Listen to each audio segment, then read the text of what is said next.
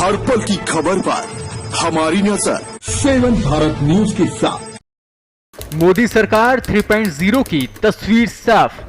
आज शाम को पीएम पद की शपथ। जेपी नड्डा को बड़ी जिम्मेदारी। इन चेहरों पर खेला सबसे बड़ा दांव। देखिए क्या कहता है मोदी 3.0 का समीकरण। मोदी सरकार 3.0 शपथ ग्रहण के लिए तैयार है। आज नरेंद्र मोदी लगातार तीसरी बार पीएम पद की शपथ लेंगे। हालांकि मोदी सरकार 3.0 का स्वरूप पिछली 2 सरकारों की तुलना में बदला हुआ है, क्योंकि केंद्र में अब गठबंधन सरकार का दौर लौट आया है और राजधानी में वीवीआईपी मूवमेंट की वजह से दिल्ली ट्रैफिक पुलिस ने सुबह और शाम के लिए अलग अलग ट्रैफिक एडवाइजरी भी जारी कर दी है।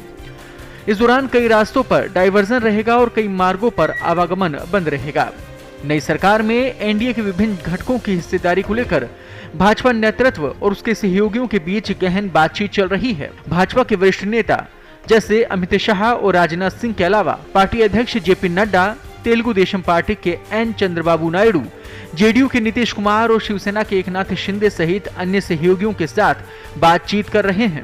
ऐसा माना जा रहा है कि शिक्षा और संस्कृति के अलावा गृह, वित्त, रक्षा और विदेश जैसे अहम मंत्रालय भाजपा के पास ही रहेंगे, जबकि उसके सहयोगियों को 5 से 8 कैबिनेट बर्थ मिल सकते हैं। पार्टी के भीतर जहां अमित शाह और राजनाथ सिंह जैसे नेताओं को नए मंत्रिमंडल में शामिल होना तय माना जा रहा है, वहीं लोकसभा चुनाव जीतने वाले पूर्व मुख्यमंत्री जैसे शिवराज सिंह चौहान, बोमई, मनोहर लाल खट्टर और सर्बानंद सोनोवाल सरकार में शामिल होने के प्रबल दावेदार हैं।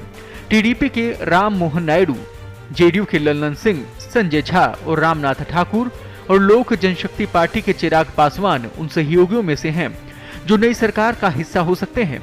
सूत्रों का कहना है कि ललन सिंह या संजय झा में से किसी एक को जेडीयू कोटे से समायोजित किया जाएगा।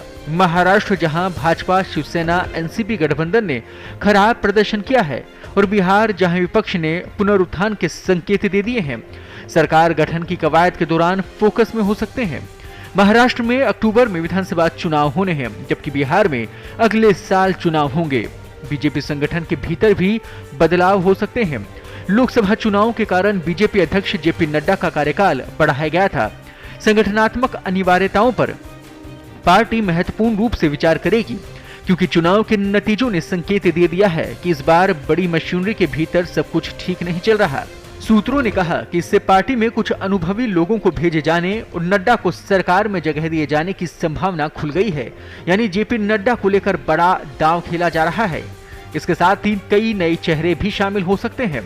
नेहरू इकलौते ऐसे प्रधानमंत्री हैं जो आजादी के बाद लगातार 3 चुनाव में पीएम पद पर रहे, और ऐसे में अब प्रधानमंत्री नरेंद्र मोदी उस पद तक पहुंच रहे हैं।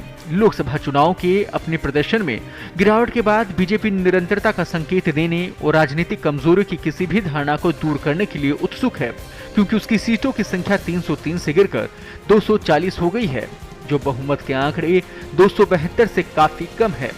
वहीं सरकार ने घोषणा की है कि बांग्लादेश, श्रीलंका, नेपाल, भूटान, मालदीव और मॉरिशस सहित कई पड़ोसी देशों के नेता आज शाम 7:15 पर राष्ट्रपति भवन में होने वाले शपथ ग्रहण समारोह में शामिल होंगे। हालांकि शपथ ग्रहण समारोह से पहले सभी की नजरें इसी बात पर टिकी हैं कि मंत्रिमंडल में किस किस को जगह मिलेगी।